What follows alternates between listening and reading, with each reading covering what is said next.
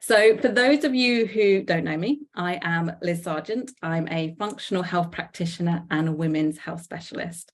So I am based here in the UK, but myself and my team, we work with women all over the world, and we work with individuals and corporations all around bringing women back into alignment and conversation with their body, with their health, and their hormones. Because when we have this beautiful symbiotic relationship with our bodies, we can take ourselves to whole new levels of performance, whole new levels of impact. And that's why we're all here, right? That's why we're here for this conference, Future Her. Who are we stepping into, and what legacy are we leaving in the world? So being able to bring women back into that conversation is an honor for me, but it's such an important piece of so many women's journeys. So what I want to discuss today is really around, first of all, what is our relationship with health and hormones?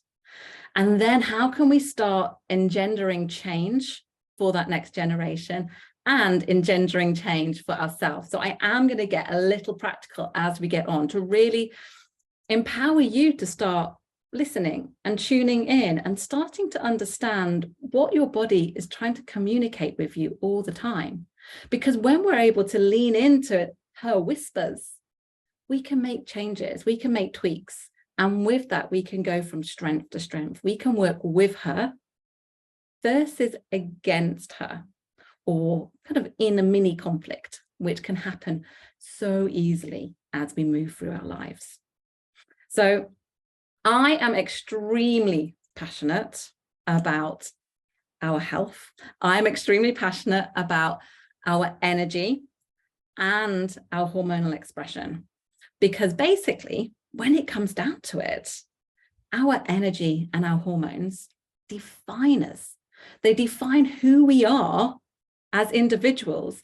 They shape the world around us, the way we see the world around us, the way we interact with the world around us. They influence the decisions we make on a daily basis. I'm sure many of you can relate to this. On days when you're feeling high vibe, you perhaps make very different decisions, whether that's in business or in your relationships, than the days when you're feeling sluggish, low mood. And as women, as cyclical women, we experience these energy fluctuations. So starting to bring ourselves into alignment with them and understand them is extremely powerful. As we start to see this unravel, it can absolutely affect our ambition, the clarity we have, the type of leadership we project into the world, the relationships we're able to form, the way people are magnetized to us, and then the way that we are magnetized to different people. How social we're feeling on a particular time, how assertive we are, how creative we are, the rapport we're able to bring. This all comes back down to our physical biology, the energy with which we lead ourselves physically as well as emotionally. I know Cynthia was very much talking about that inner energy. This is the same kind of energy, and it comes from within when we understand what's going on with our health and our hormones. So the challenge with this is that at a young age, we become disconnected, very disconnected with our health and our hormones. And often this happens at puberty.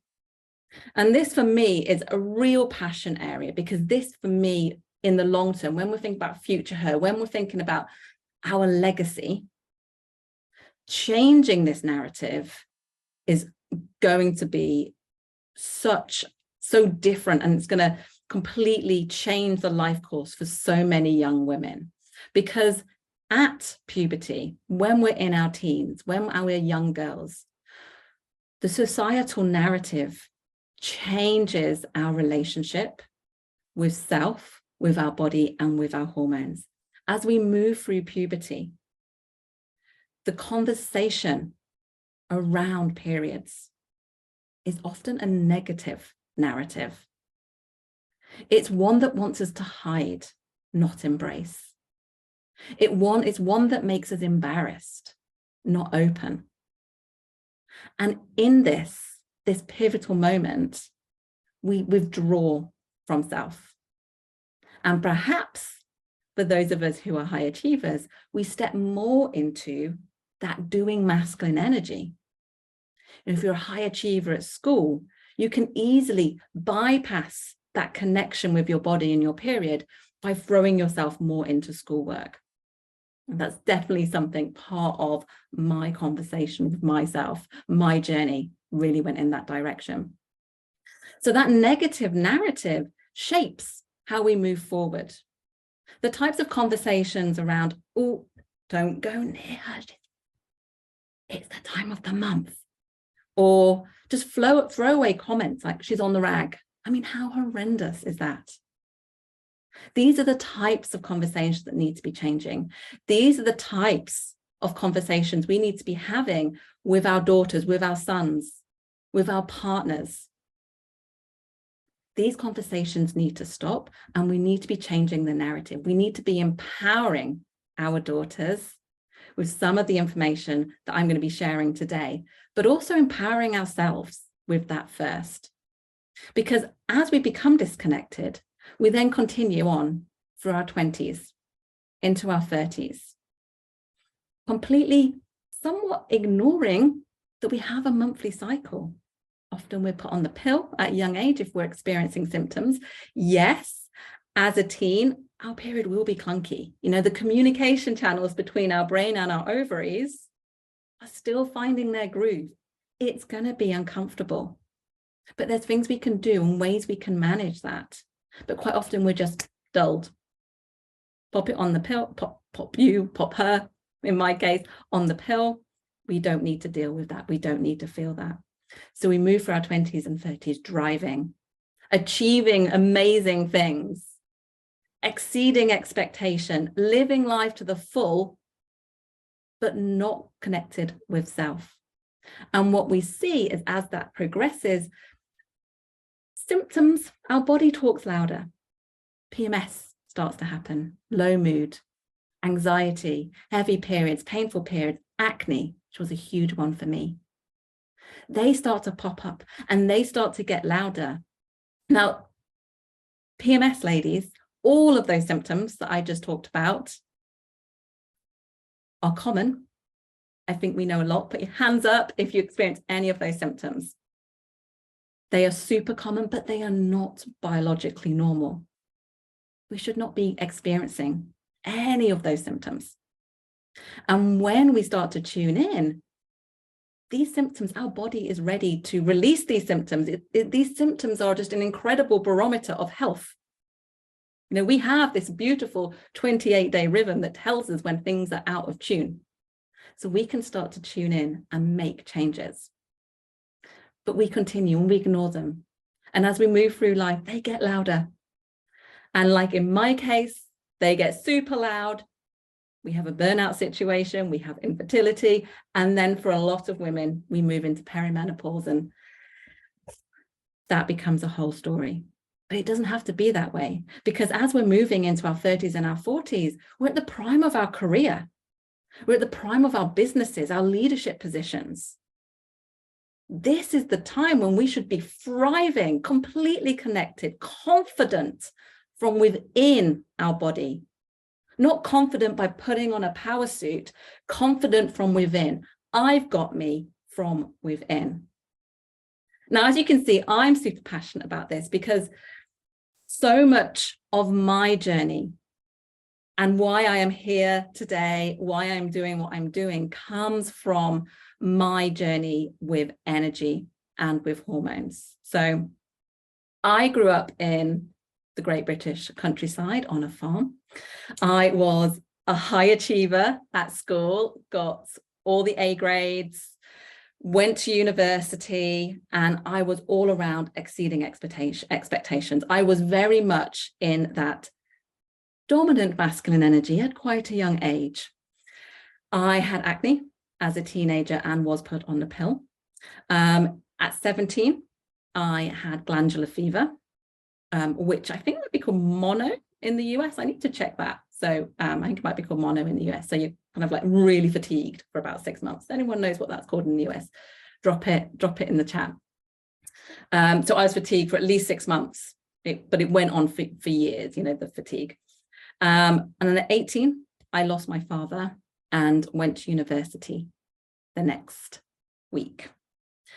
And this combination of events really defined, they were a pivotal moment for me, because the disconnection from my periods and going on the pill when I was suffering with horrendous acne, the glandular fever and the energy fatigue that I experienced with that, and then the emotional shutdown after losing my father, moving to university, you know, moving out from home to another city to go to university, was a pivotal moment, because it taught me how to completely disconnect with myself physically and myself emotionally.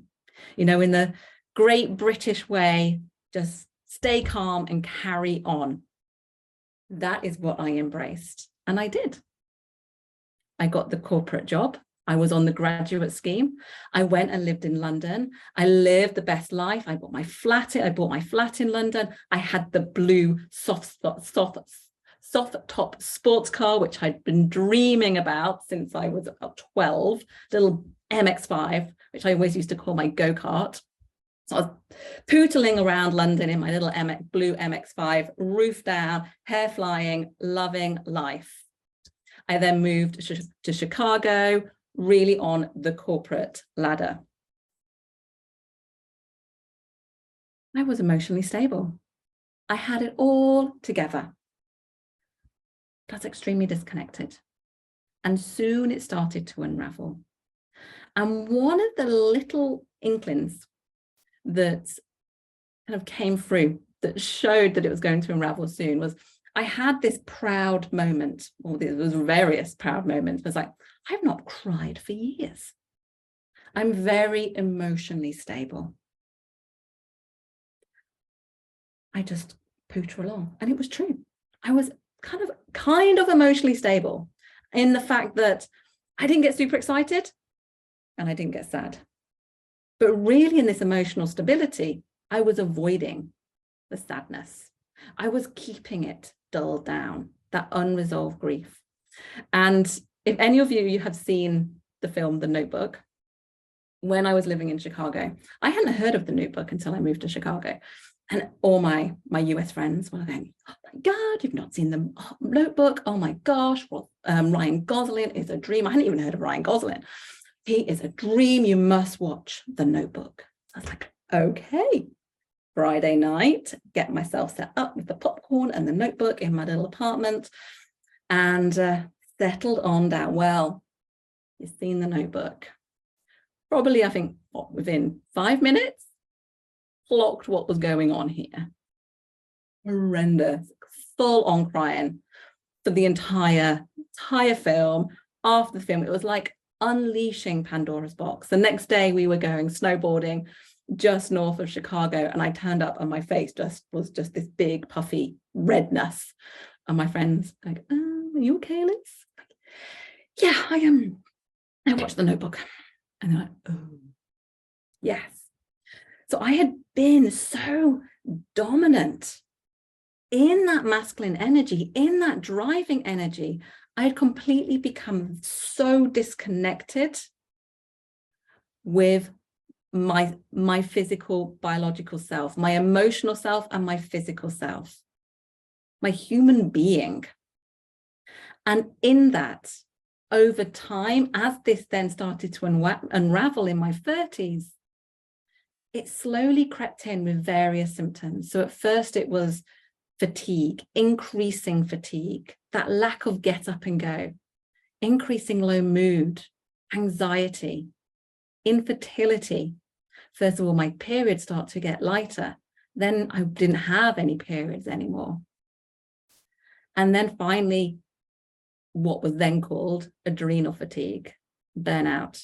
And for me, this was at a time when I was studying my functional medicine and functional nutrition. I was writing dissertations. And I couldn't think straight. I couldn't make decisions. I would have so much self-doubt that would just creep in out of nowhere. You know, historically, I was a very positive person, very optimistic. But my whole demeanor changed. And that's what I see in so many of the women that I work with, is as we move through life in that dominant masculine energy, which is amazing at getting things done, but it needs to be in balance with the feminine. It needs to be in balance with the connection with self, of the nurturing. But when we have the leading with the dominant masculine energy, we lead ourselves to a space of disconnection. And when we are wanting to shape the world we live in, leave our legacy, we need to be switched back on. We need to connect back to our hormones so we can turn up in a confident leadership position, so we can turn up switched on, getting new ideas, being inspired, which is really hard when we're living with symptoms that have been manifested from that negative energy. Negative, like dominant, not negative energy, a dominant energy. So I soon realized that I had been moving through life effectively wearing a wetsuit. And this dawned on me probably about 2 years ago now. And I was on holiday in the UK with my family. We were on the south coast in a place called Devon, this lovely cove. And we had an apartment overlooking the cove. And the kids at the time, I think, were 3 and 5. So they were quite young at the time.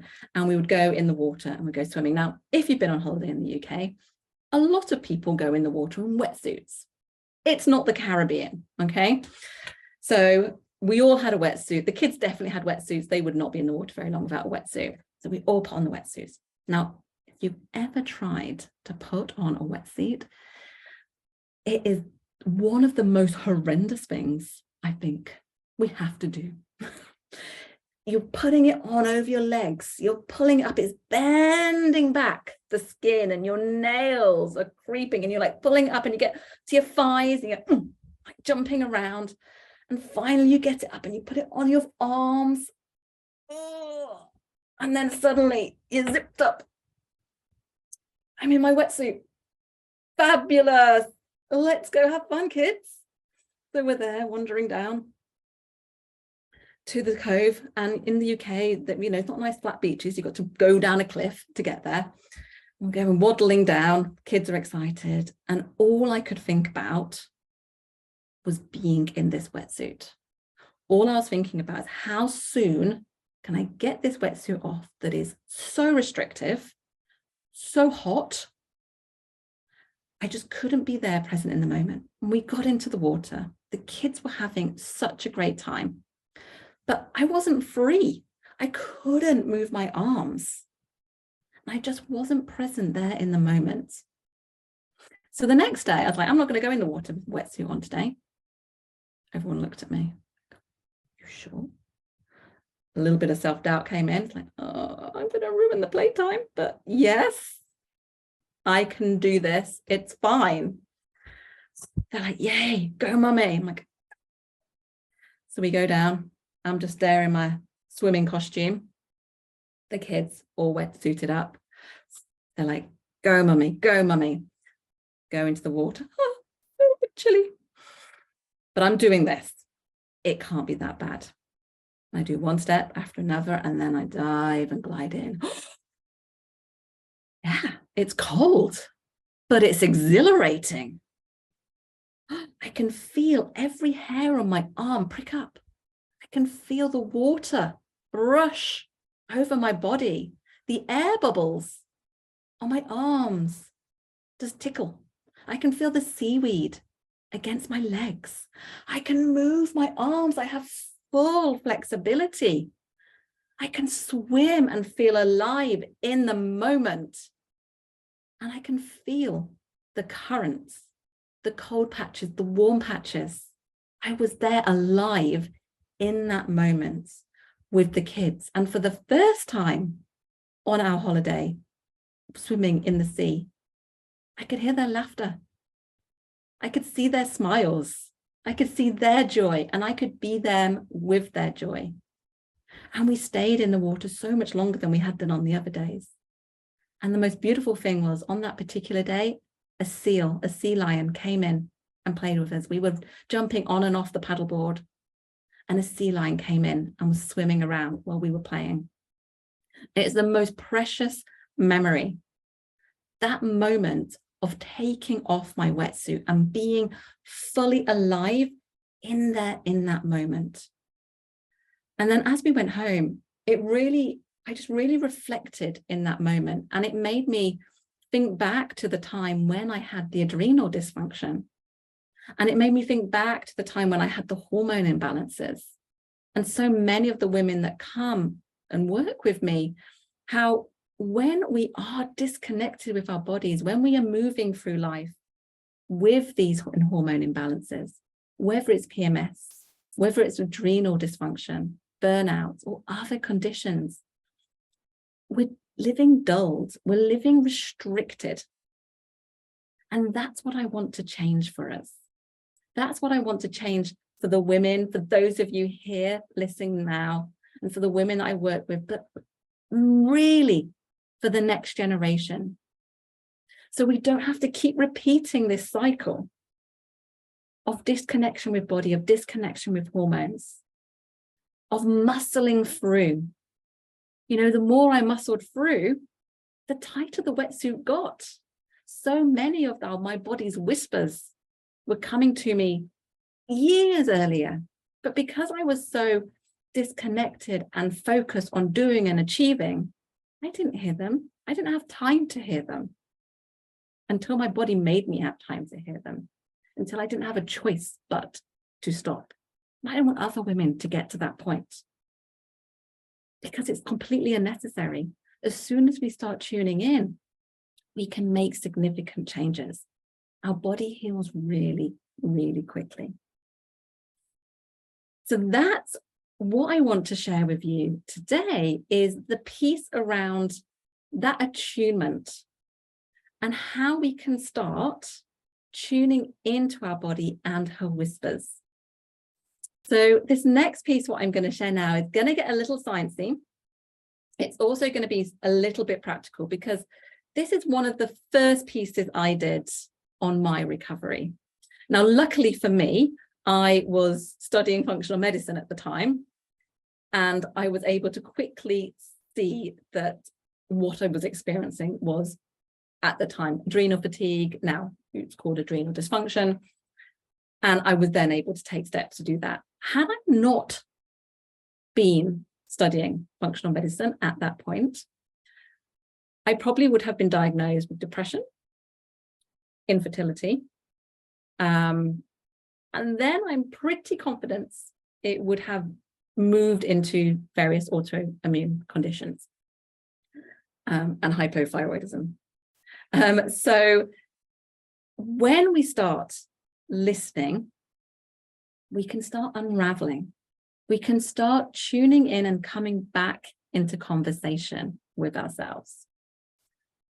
So what I'm going to share now is, I'm going to talk to those of you who are cycling, but what I'm talking about is very relevant to those of you who aren't cycling. So in the chat, and I'm going to have a little look here in the chat. Oh, buttons. Here we go. Yes, fabulous. I'd love to know who here is cycling and who of you are not cycling at the moment. You may be on some sort of hormonal contraception that's like the Mirena coil, so you're not necessarily cycling, but you'll have an underlying rhythm still, or you may be perimenopausal or menopausal. Give me a flavor of where you're at, because what I'm going to take you through now is a way to tune in to your natural energetic rhythms by understanding how they move as we flex through our month. So I'm just looking at your here at the moment, not at the moment. Postmenopausal, yes. Perimenopausal, fabulous. I know, Suzanne, you still have this energetic rhythm underlying. We've spoken about that before, don't you?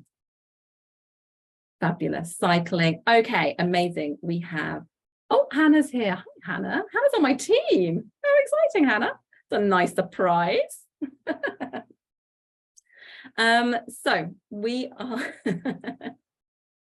so I will take us through what this looks like, but it will apply to both cycling and non-cycling women, because what I want you to start doing is very much sort of tuning to how you feel. So if you're perimenopausal, you will still have an underlying rhythm, but quite often, because we've been so driven, we've not necessarily been able to listen and attune to that rhythm.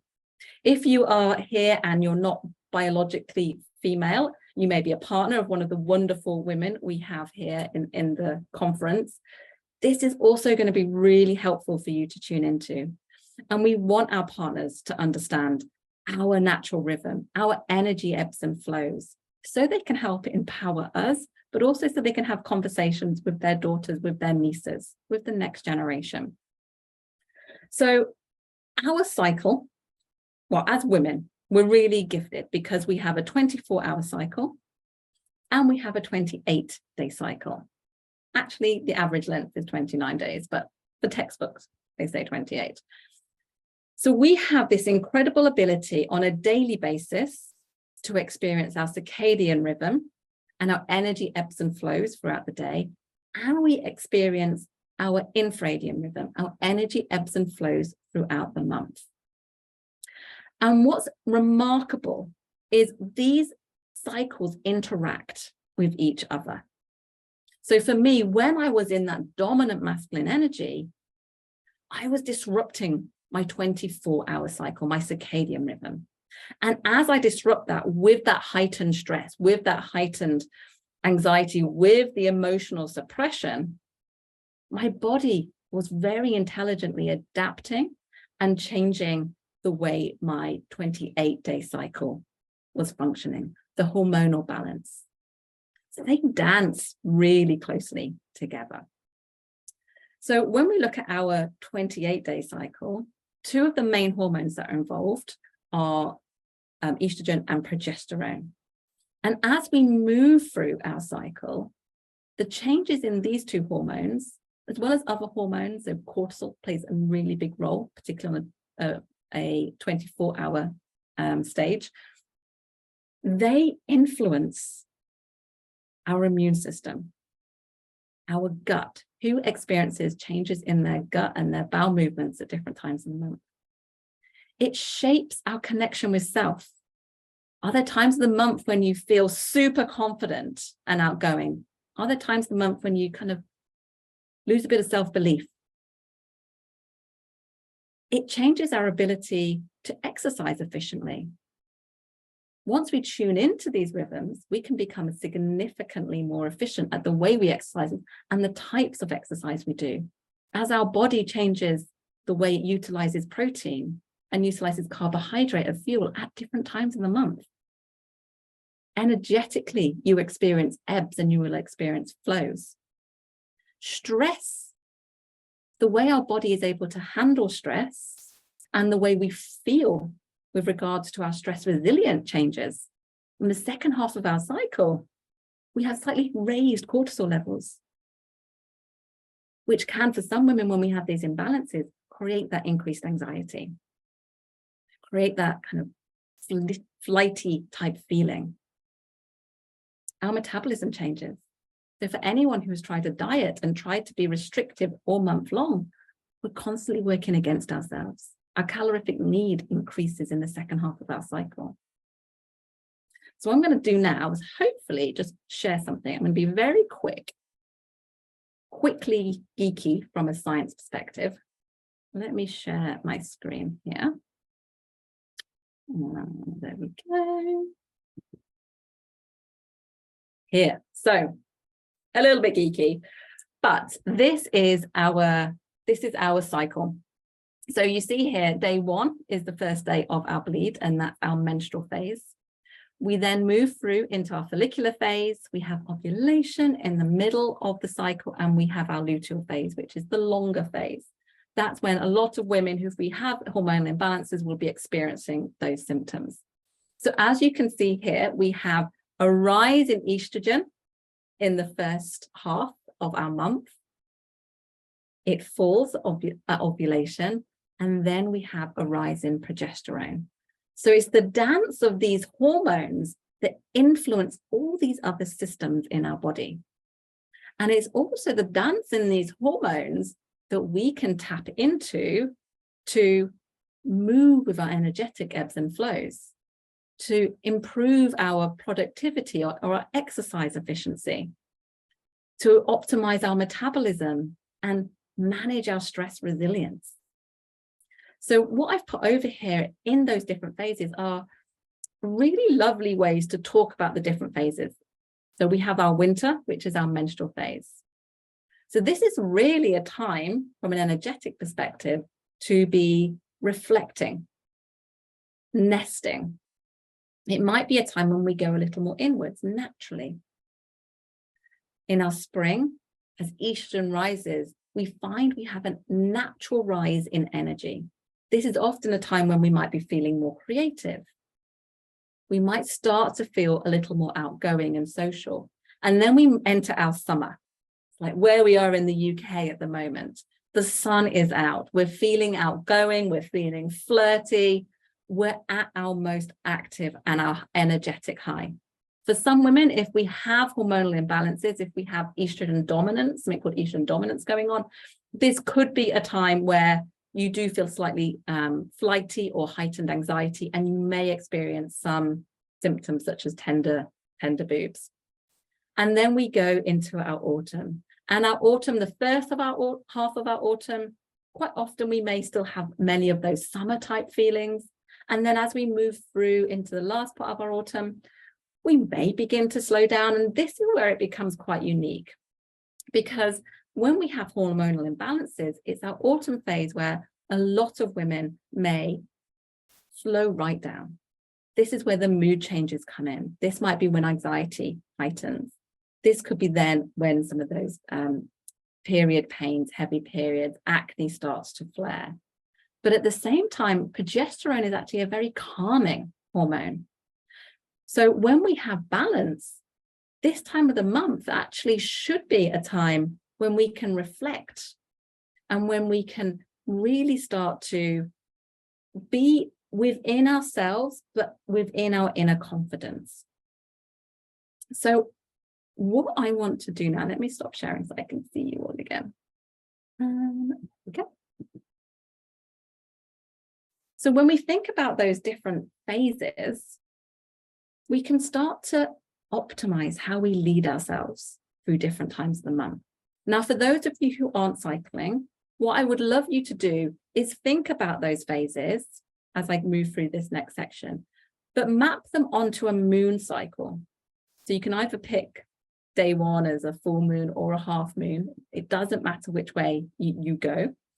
And you map it on a moon cycle, because what we have here, when we start to attune and align to our cycles, when we start to listen to our bodies, we have this beautiful natural monthly cadence to our world.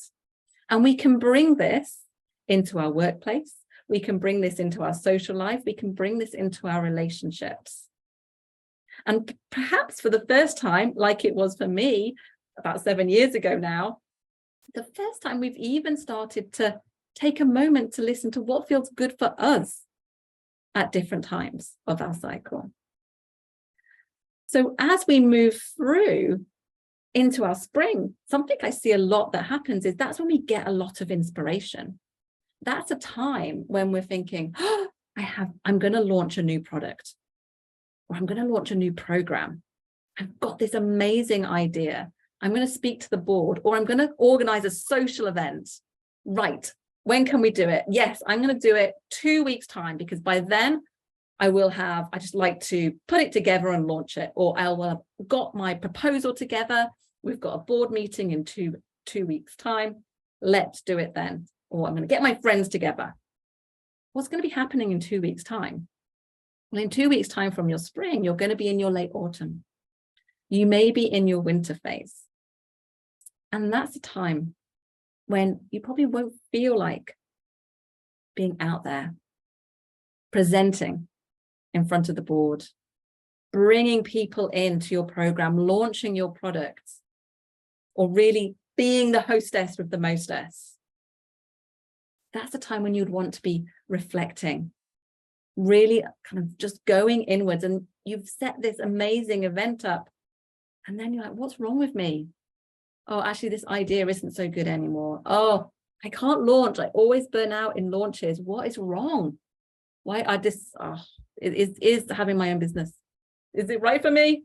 All the self-doubt starts to come in, and we can be in this cycle for years. And I'm sure many of you may, if that sounds familiar, give me some thumbs up, because I see this time and time again. But all we need to do is start understanding, what is my natural energetic cadence? When I'm in my spring and I have these great ideas, all I need to do is wait 3 weeks, wait 4 weeks. Then I'll be back in my spring. Then I'll be in my summer.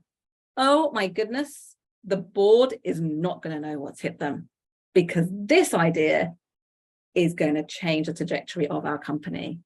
My launch is going to be amazing because I'm back in my spring and my summer, and we start in 1 week, and I am here turning up every day, inspiring people to come in to my program.